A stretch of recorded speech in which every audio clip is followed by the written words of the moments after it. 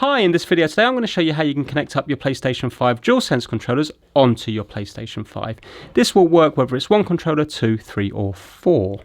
So the easiest way is just to do it with the charging cable. So we have a USB-A to USB-C here. We're going to plug the USB-A into the actual front of the console, and then we're going to plug the USB-C into the top of the controller. Once we hit the PlayStation button, that controller is now synced up, and it will work wirelessly as long as we have battery life in the controller. So you can see now that that is working. If we wanted to connect up controller 2, 3, 4, we can just use the same cable and plug it into the top of each controller and they will all work. But if we wanted to connect that one up wirelessly, we can do that.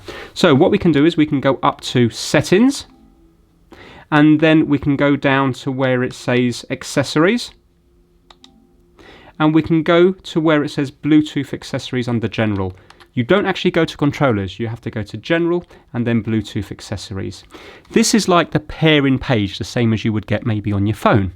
So now we have to put this into pairing mode. To do that, we need to hit the create button and the PlayStation button at the same time and keep them held. It's much easier to hit create first, then PlayStation. Hold them down for about 3 seconds and then it will start to strobe round here.